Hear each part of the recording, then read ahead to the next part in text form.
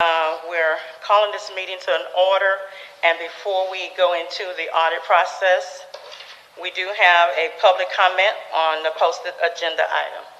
Mr. Ron, are we good to go over there with everything? Okay, thank you. All righty. So I'm going to ask this to clock up. All righty. Mr. Damon Barone.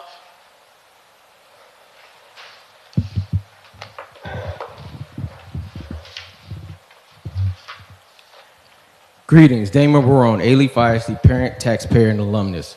When reviewing the results of the district's financial audit, my following statements are factors of why the board and our community should have concerns about the information provided by Whitney Penn concerning the financial audit.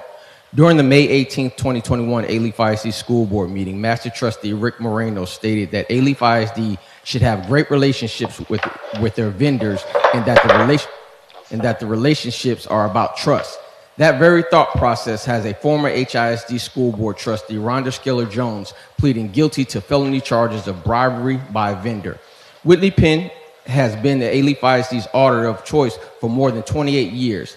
How is Whitney Penn continuing to be the chosen vendor when, according to the Texas Education Agency's list of auditor firms for Region 4, there are at least 48 approved auditor firms for our region?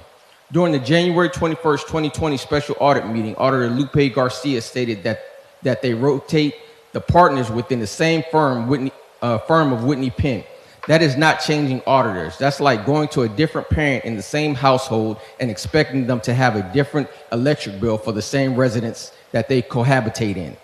During the August 21st, 2021 school board meeting, Trustee Natasha Butler asked how Alief ISD planned to spend $186 million of ESSER funding, and the response from the district's Assistant Superintendent of Finances, Deanna Wentz, was that the district is not required to show the board how they intend to spend the $186 million of our federal funds, and that the district is required to do and is going to do what was the legal limit of being financially transparent to the school board.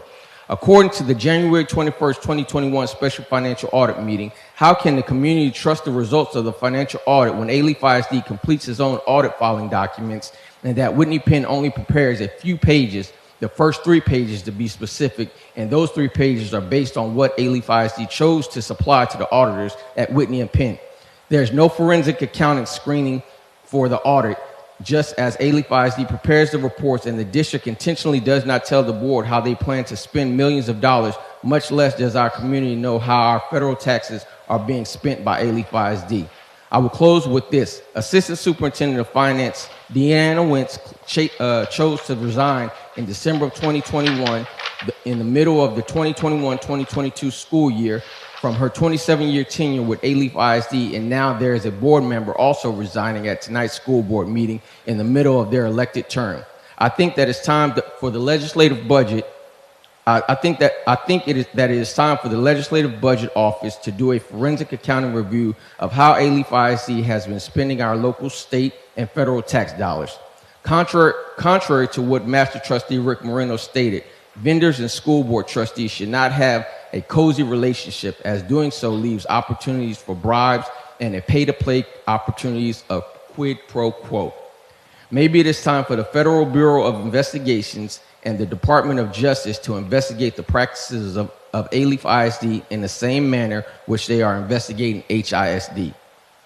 Then and only then will the taxpayers of Alief truly know the financial prudence of the school district. Lastly, I would like to say thank you to Mrs. Wentz for your years of service here in our district. Damon Barone, Alief ISD parent, taxpayer, and alumnus. Thank you. Thank you, Mr. Barone. So at this time, we will now enter into discussion of the 2020-21 audit report. Deanna, you want to go ahead and kick it off with y'all?